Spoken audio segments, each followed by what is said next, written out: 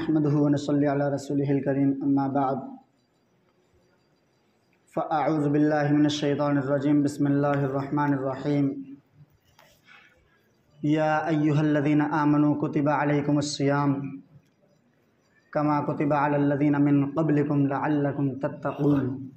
صدق الله العظيم قال النبي صلى الله عليه وسلم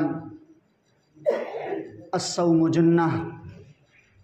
وقال النبي صلی اللہ علیہ وسلم الصوم لی وانا اجزا به او کما قال علیہ الصلاۃ والسلام۔ محترم بزرگوں، عزیز ساتھیوں اور عزیز طلباء کرام، اللہ تبارک و تعالیٰ کے کلام مجید کی جو آیت کریمہ آپ کے سامنے تلاوت کی گئی ہے، حق تعالیٰ شانہ فرماتے ہیں اس آیت کریمہ میں یہ جو آنے والا سب سے بابرکت اور عظیم مہینہ آ رہا ہے، رمضان شریف کا مہینہ، اس کے بارے میں اللہ تبارک و تعالیٰ فرماتے ہیں کہ میرے بندو، یا ایھا الذین آمنو، اے ایمان والو، تم پر روزے فرض کیے گئے ہیں، اور یہی نہیں کہ تم ہی پر فرض کیے گئے ہیں، جیسا کہ تم سے پہلے بھی لوگوں پر فرض کیے جاتے تھے۔ آدم علیہ السلام تھے، ان کے دور میں ان پر، ان کی امت پر فرض ہوتے تھے۔ موسیٰ علیہ السلام، عیسیٰ علیہ السلام، ابراہیم علیہ السلام، اسماعیل علیہ السلام، یعقوب علیہ السلام، یوشع علیہ السلام، شیس علیہ السلام، نوح علیہ السلام، داؤد علیہ السلام، ادریس علیہ السلام، زکریا علیہ السلام، یحییٰ علیہ السلام، جتنے بھی نبی رسول گزرے ان پر بھی ہم نے روزے فرض کیے تھے، اور اسی طرح تمہارے اوپر بھی روزے فرض کیے گئے ہیں۔ لیکن اب آپ یہ سوچ رہے ہیں کہ اللہ تبارک و تعالیٰ نے یہ کیوں کہا؟ اللہ تبارک و تعالیٰ ہمیں حکم دیتے روزے رکھو، فرض ہو جاتے، ٹھیک ہے، لیکن یہ کیوں بتلا رہے ہیں کہ پہلے بھی فرض کیے گئے تھے، اور پھر اس کی ضرورت کیا ہے؟ اور روزہ رکھنے سے ہمیں جو اصل فائدہ ہے اس کا کیا مطلب ہے؟ کیا فائدہ ہے؟ اس کا کیا وجہ ہے کہ روزہ یعنی 24 گھنٹے میں انسان دن میں صبح صادق سے شروع کرتا ہے اور غروب آفتاب تک کچھ کھا پی نہیں سکتا، کھانا موجود ہے، پینا موجود ہے، حلال پانی، حلال چیزیں جو ہیں، ساری چیزیں موجود ہیں، لیکن کیا وجہ ہے؟ سامنے رکھی ہوئی ہیں، پھر کھاتا نہیں، کون سی وجہ ہے؟ کون سی رکاوٹ ہے؟ اس کی ضرورت کیا تھی؟ تو اللہ تبارک و تعالیٰ فرماتے ہیں لعلکم تتقون، اس لیے ضرورت تھی تاکہ تم پرہیزگار بن جاؤ، تاکہ تمہیں پتہ چل جائے کہ جو آدمی دن میں کھانا نہ کھا سکے اس کے اوپر اس کی زندگی کیسے دشوار ہوتی ہے، تمہیں اس کا احساس ہو جائے کہ تمہیں اللہ نے دولت دی ہے، تم تو دن میں 3 وقت کھانا سکون سے کھاتے ہو، اس کے علاوہ جو تمہارا دل کرے وہ کھا لیتے ہو، لیکن اللہ کے بہت سے غریب بندے ہیں جنہیں دن میں کھانا میسر نہیں ہوتا، تمہیں احساس کیسے ہوگا؟ وہ مہینہ جو رمضان کا ہے یہ احساس کرائے گا کہ 12 گھنٹے بھوکا رہنے کے بعد آدمی کی کیا کیفیت ہوتی ہے۔ جب ہمیں پتہ چلے گا کہ بھوک کہتے کسے ہیں تب ہمیں غریب کا خیال ہوگا۔ جب تک ہمیں یہ پتہ ہی نہ چلے کہ بھوک کہتے کسے ہیں، پیاس کہتے کسے ہیں، فقر و فاقہ کہتے کسے ہیں، تو ہمیں غریب کا خیال نہیں آ سکتا۔ اللہ تبارک و تعالیٰ نے فرمایا تاکہ تم پرہیزگار بن جاؤ، تاکہ تم متقی بن جاؤ، تاکہ تم اللہ کو پہچاننے والے بن جاؤ، اس لیے تمہارے اوپر یہ روزے فرض کیے گئے ہیں۔ اور روزے بھی فرض کیے تو یا ایھا الذین آمنوا کتب علیکم الصوم نہیں فرمایا کہ روزہ فرض ہے، فرمایا علیکم الصیام کہ روزہ فرض ہے، لیکن کیسا ہے؟ کہ ایسا روزہ ہے تمہاری زبان کا روزہ، اس سے غلط بات نہیں کر سکتے، تمہارا ہاتھ کا روزہ، اس سے غلط کام نہیں کر سکتے، تمہارا پیر کا روزہ، اس سے غلط بات کی طرف نہیں چل سکتے، غلط کاموں کی طرف نہیں جا سکتے، تمہارا پیروں کا روزہ، اس سے غلط جگہوں پہ نہیں جاؤ گے، تمہارے ہاتھوں کا روزہ، ان سے غلط چیز نہیں پکڑو گے، تمہارے ہاتھوں کا روزہ، ان سے غلط پیسے نہیں گنو گے، ان سے حرام کمائی نہیں کرو گے، تمہارا ہاتھوں کا روزہ، ان سے کوئی بھی غلط غیبت کام ہو وہ نہیں کرو گے، تمہاری زبان کا روزہ کسی کی غیبت نہیں کرو گے، تمہاری زبان کا روزہ کسی کی چغلخوری نہیں کرو گے، تمہاری زبان کا روزہ کسی کی پیٹھ پیچھے برائی نہیں کرو گے، تمہاری زبان کا روزہ تم گانے نہیں گاؤ گے، تمہاری زبان کا روزہ گالی نہیں گاؤ گے، تمہارے کانوں کا روزہ گانا نہیں سنو گے، تمہارے کانوں کا روزہ بری بات نہیں سنو گے، تمہارے کانوں کا روزہ کوئی بری بات ان کانوں میں نہیں آنے دو گے، تمہارے کانوں کا روزہ، اب رمضان کا مہینہ ہے، کم سے کم تمہارے کانوں میں گانوں کی آواز نہیں آئے گی۔ تو فرمایا پورے جسم پر روزہ فرض ہے، علیکم الصیام۔ اللہ نے یوں فرمایا، ورنہ علیکم الصوم فرماتے روزہ فرض ہے، علیکم الصیام کے ہر جسم کے ہر حصے کا روزہ ہے۔ صرف یہ نہیں ہے کہ کھانا پینا نہیں ہے بس یہ روزہ ہے، صرف بھوکا رہنا روزہ ہے، نہیں، احساس تمہارے اندر پیدا ہو جائے کہ غریب زندگی کس طرح گزارتا ہوگا اپنے بچوں کے ساتھ، کیونکہ ایک شعر ہے، غریب ماں اپنے بچوں کو اتنے پیار سے کیوں بہلاتی ہے، کپڑے پھر بن جائیں گے بیٹا یہ عید تو ہر سال آتی ہے، تمہیں احساس ہی نہیں ہوتا۔ اللہ تبارک و تعالیٰ نے فرمایا تاکہ تم پرہیزگار بن جاؤ، فرمایا کہ پہلے امتوں پر روزے فرض کیے گئے تھے، تمہارے اوپر ایک مہینے کے رمضان شریف کے روزے فرض ہیں۔ فرمایا پیارے حبیب صلی اللہ علیہ وسلم نے، الرجب الشہر وشعبان الشہر اللہ والرمضان الشہر امتی، رجب میرا مہینہ، شعبان اللہ کا مہینہ، اور رمضان جو تیسرا مہینہ ہے وہ میری امت کا مہینہ ہے۔ فرمایا پیارے حبیب صلی اللہ علیہ وسلم نے کہ منبر پر تشریف لے جا رہے ہیں، پہلی سیڑھی پر قدم رکھا، فرمایا آمین، دوسری سیڑھی پر قدم رکھا، فرمایا آمین، تیسری سیڑھی پر قدم رکھا، فرمایا آمین۔ منبر پر 3 سیڑھی ہوتی ہیں، تینوں پر قدم رکھتے وقت آمین کہا۔ صحابہ کرام اللہ کے رسول صلی اللہ علیہ وسلم کے مقتدین حضرات یہ سوچنے پر مجبور ہوئے کہ اللہ کے رسول صلی اللہ علیہ وسلم آج سے پہلے ہم نے آپ کا یہ ایسا عمل نہیں دیکھا، آج سے پہلے بھی آپ منبر پر چڑھتے تھے، ہم نے آپ کو آمین کہتے ہوئے نہیں سنا، آج ہم نے آمین کہتے ہوئے سنا ہے، ہمیں بتلاؤ کیا وجہ ہے۔ اللہ کے رسول صلی اللہ علیہ وسلم نے فرمایا میرے صحابہ جب میں منبر پر چڑھ رہا تھا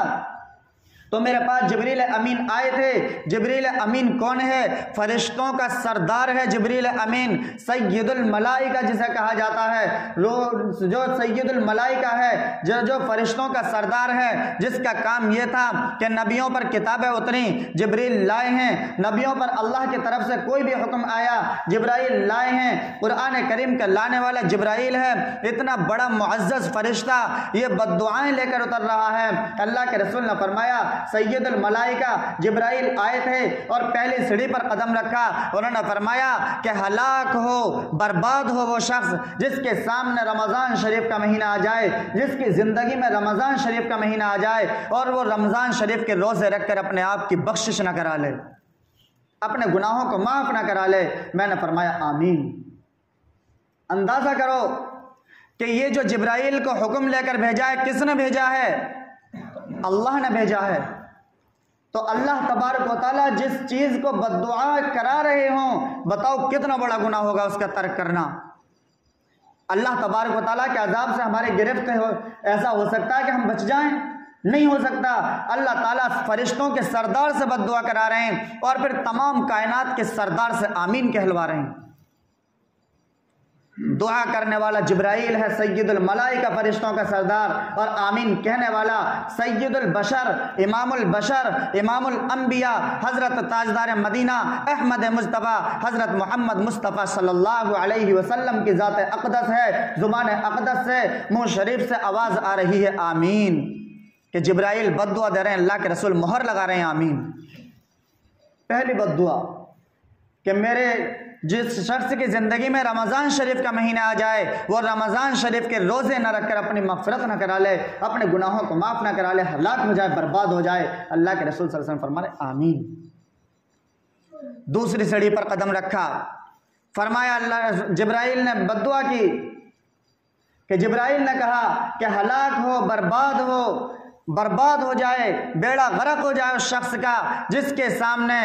اس کے ماں باپ میں سے کوئی ایک زندہ ہو، ماں زندہ ہو یا باپ زندہ ہو یا دونوں زندہ ہوں، وہ ان کی خدمت کر کے اپنے اوپر جنت واجب نہ کرا لے۔ آج ہمارے یہاں ماں باپ کا کوئی مقام نہیں رہا۔ اللہ کے رسول صلی اللہ علیہ وسلم نے اپنے صحابہ سے فرمایا میرے صحابہ اپنے ماں باپ کو گالی نہ دیا کرو، اللہ کے رسول صحابہ سے کہہ رہے ہیں اس دور میں تو ماں باپ کا بڑا ادب ہوا کرتا تھا۔ صحابہ کرام حیران ہو گئے، اللہ کے رسول صلی اللہ علیہ وسلم ہم اپنے ماں باپ کو گالی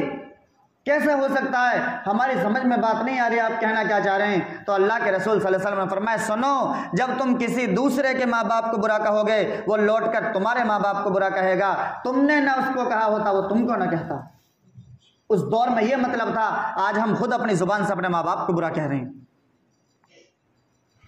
اس دور میں تو مطلب یہ تھا کہ تم دوسروں کو کہو گے دوسرا لوٹ کر تمہیں کہے گا، اس لیے تم دوسروں کو کہو مت، اور اگر دوسرا کہہ دے تو اللہ کے واسطے معاف کرنے کی صفت اپنے اندر پیدا کرو۔ ایسا نہیں ہے بدلہ لینا غلط ہے، بدلے لینے کی اجازت ہے، شریعت میں اجازت ہے، لیکن معاف کرنا اپنے اندر صفت پیدا کر لو، اس سے بڑی کوئی۔ اللہ تعالیٰ فرماتے ہیں کہ جو میرے بندوں کی غلطیوں کو معاف فرما دیتے ہیں، میں ان سے ایسی محبت کرتا ہوں کہ وہ سوچ بھی نہیں سکتے۔ اور فرمایا کہ اگر تم چاہتے ہو کہ تمہارے لیے زمین آسمان کائنات کی ہر مخلوق تمہارے لیے دعائے مغفرت کرے تو تم ایک کام کرو۔ پوچھا گیا کیا یا رسول اللہ صلی اللہ علیہ وسلم؟ فرمایا کہ مخلوق کی طرف سے آنے والی مصیبتوں کو برداشت کر لیا کرو۔ تو خیر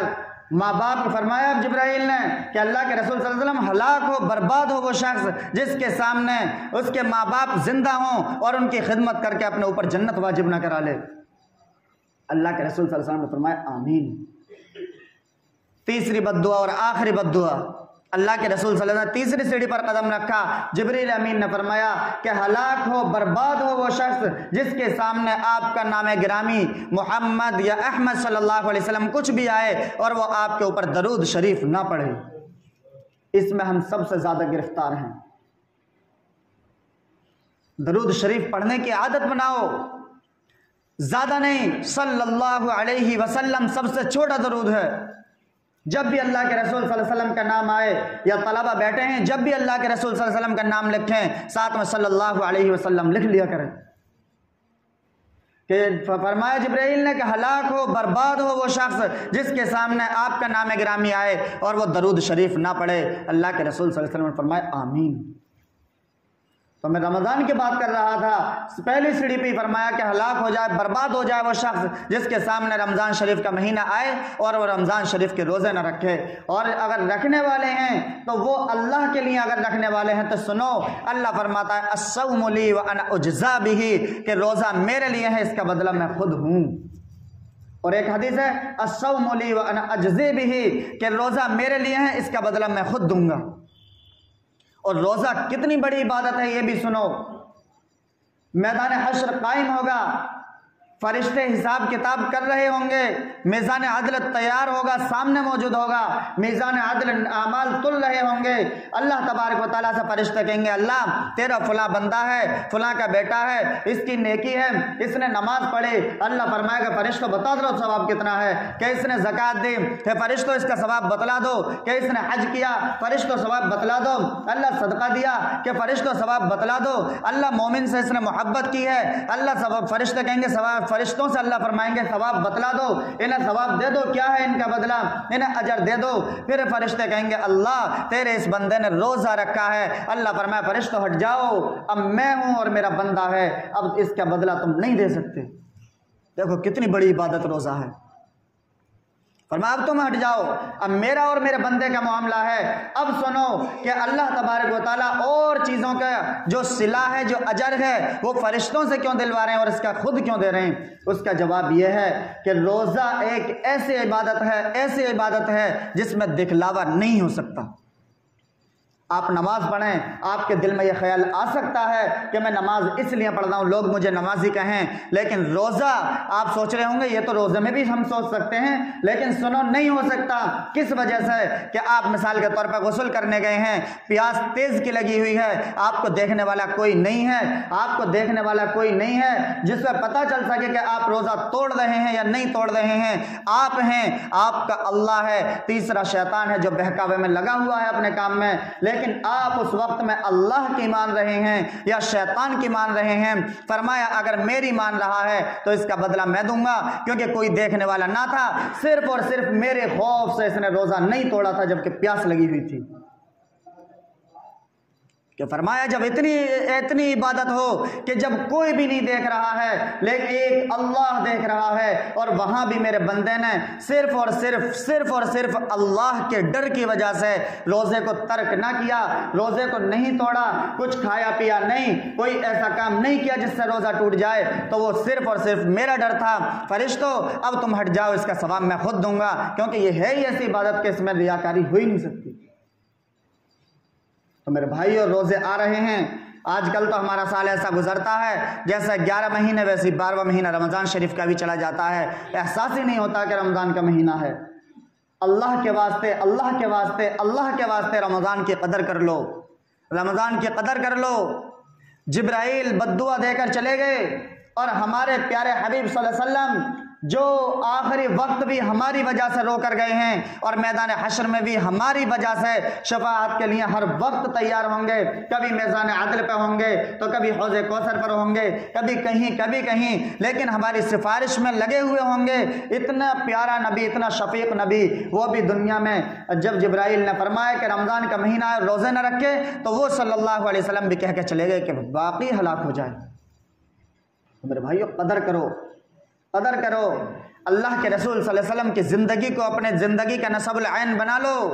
اگر کامیابی چاہتے ہو، ورنہ یہ دولت، یہ مال، یہ اسباب، یہ زمین جائیداد، یہ ہمارے خاندان اللہ کے یہاں بچانے کے لیے نہیں ہے، یہ اللہ کے یہاں ہمیں اور پھنسا ڈالیں گے، کیونکہ اللہ کے فرمان ہے، یہ اللہ کے حبیب کا فرمایا کہ اللہ سے ڈرو اپنے مال اور اپنے اولاد کے بارے میں،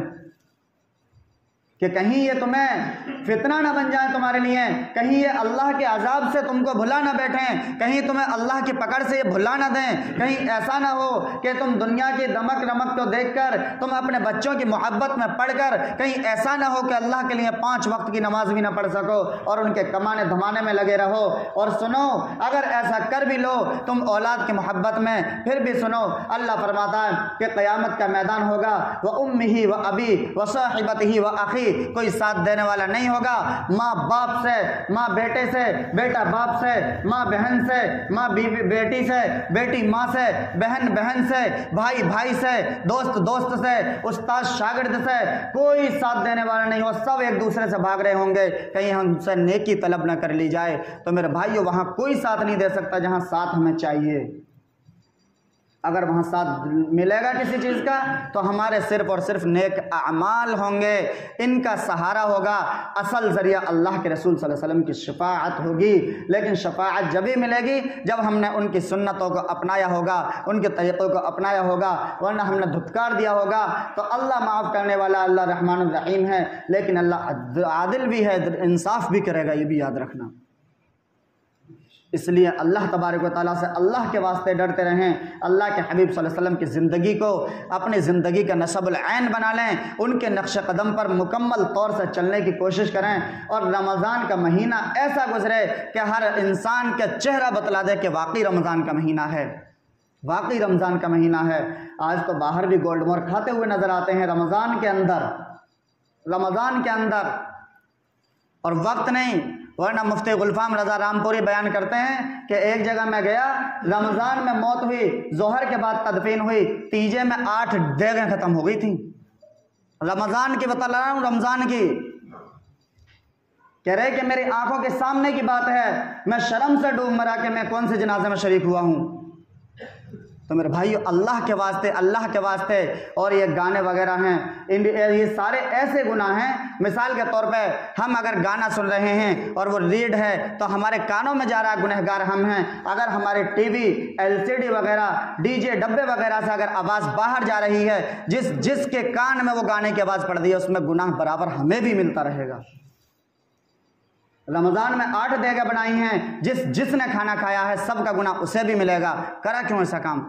شریعت تو تیجا نہیں کہتی، تو نے کیا تو رمضان کے مہینے میں ایسا ظلم کہ ہر آدمی جیسا برا کہے۔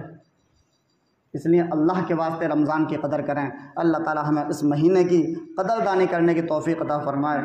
وآخر دعوانا ان الحمد للہ رب العالمین۔